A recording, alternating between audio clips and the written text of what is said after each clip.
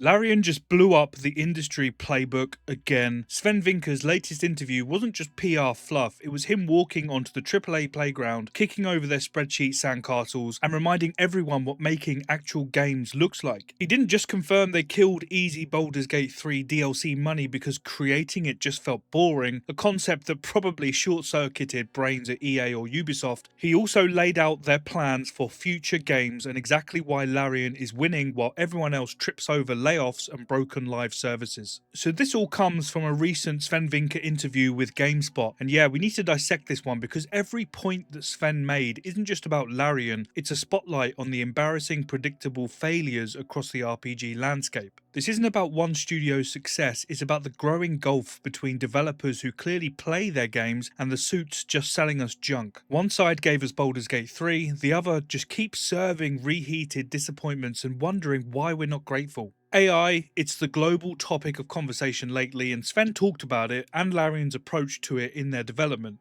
which, like everything else they do, is just logical. No breathless hype about synergies or replacing artists. And for me, this is the key. They're using machine learning and AI for the grunt work, cleaning mocap, automating tedious animation retargeting, iterating faster, and testing internally before wasting real dev time. Using tech as a tool so their human talent spends less time wrestling software and more time being actually creative. And he even mentioned hiring more creatives, more developers, using that efficiency to make better things, to employ more people, not just cut costs. Now, if we compare that common sense to the industry clown show, their narrative is that AI is magic, it will boost productivity by 30%, streamline their pipelines, deliver unprecedented experiences, and that just translates to they want to fire their expensive artists, writers, designers, and replace them with algorithms turning out passable slop. We've even got CEOs like EA's Andrew Wilson openly bragging about AI making development even more efficient, essentially targeting reducing their developer jobs. It's the same tired cycle, chasing the buzzwords, devaluing the craft, hoping that brand loyalty holds until the earnings call. They're openly telling us creativity is a line item that they want gone. But Larian gets that people make games. These other clowns just seem to think that spreadsheets do. And to be honest, watching major studios embrace this soulless automation isn't surprising anymore. It's just depressingly predictable. It confirms what I've felt for years, that for most studios,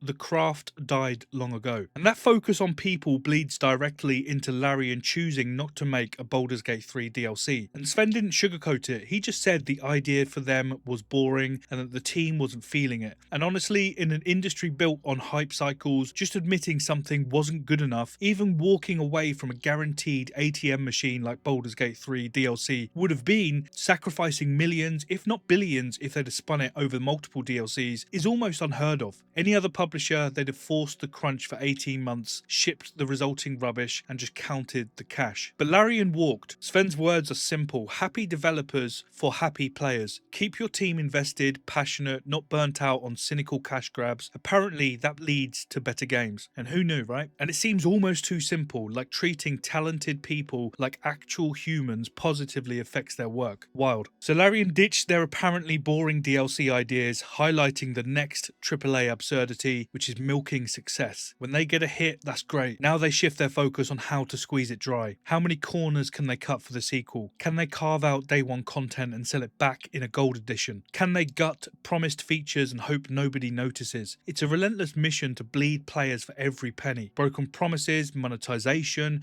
treating players as resources to deplete, as walking wallets with no brains. It's spitting on players and their own teams, and frankly, it's just shit game development driven by short-term greed. So when Larian ditches easy BG3 money, it's not some quirky indie move, it's calculated. It prioritizes long-term quality and trust over immediate ROI. It's proof they actually care about the game and the people making it, a concept seemingly alien to boardrooms filled with suits who likely haven't finished a game since Pac-Man. So what are Larian doing now? Sitting back, counting the cash? No, of course not. Sven confirms they're neck deep in 2 new RPGs, not just a potential Divinity Original Sin 3, but 2 crazy ambitious, completely different projects. Those are his words. And that's not playing it safe, that's doubling it down, taking the massive weight of BG3's expectations and saying, okay, watch this. It takes some serious guts. Just think about that risk for them creatively, financially, logistically, but it feels consistent. It's that player first thinking again, risking it all because they want to build something new, potentially groundbreaking, not just iterate a formula until it's stale. Sven mentioned needing that mutation to avoid stagnation. It's the complete opposite approach, like they're playing a different sport than the risk-averse zombies gripping so much of AAA game development. Because what do we see elsewhere? A graveyard. Sony's live service dreams are imploding,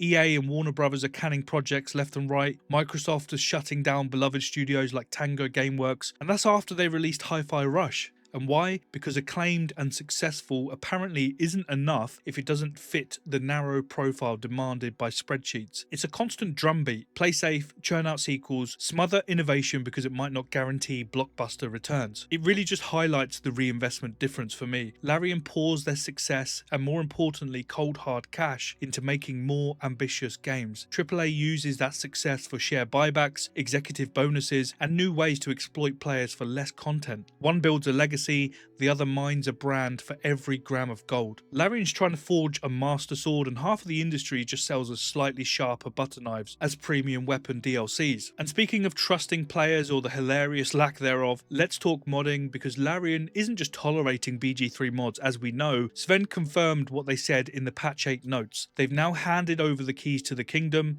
the modding tools themselves. This wasn't just generosity from Larian, it's smart, it's trust. They get what happens when you empower your community, longevity, free content, a dedicated player base keeping the game alive for years. Just look at Skyrim, or even Cyberpunk. Modders fixed that faster than CD Projekt Red did initially. Modders keep games relevant long after publishers stop caring. And meanwhile, those AAA geniuses are just sending cease and desists to fan projects fixing their messes, trying to monetize community creations like Bethesda's Creation Club did. They're terrified of players having fun without paying extra for it. Terrified of creativity they don't control and profit from. It's pathetic. They just fundamentally don't trust their players, and Sven said it flat out: if the players own the game, they'll make it fantastic. That's the core difference here. Larian sees players as collaborators. Too many others see us as a hostile force to be managed, controlled, and just endlessly monetized. One builds an ecosystem, the other builds a walled garden with a slot machine. So in my eyes, it's embarrassingly simple. Larian's strategy is just make good games, respect players, trust developers. Groundbreaking, I know, but it's not magic. It's treating game development as a craft, working with players like they did through years of early access on BG3, and just treating us like we're intelligent. And the results for Larian speak for themselves. We had the Divinity series, and most importantly, Baldur's Gate 3. 15 million copies sold, hundreds of millions in profit, universal acclaim, Game of the Year awards stacked so high, and a thriving player base to this day. You don't get that by accident. That's the payoff for prioritizing quality and trust. Larian isn't playing nice, they're playing smart, and it turns out that giving players amazing games they want to buy is lethal when competitors are addicted to screwing their customers. If you're tired of the corporate noise and just want honest takes on RPGs and the industry that seems to be trying to ruin them, stick around because you're in the right place. Thanks for watching, I'll see you in the next one.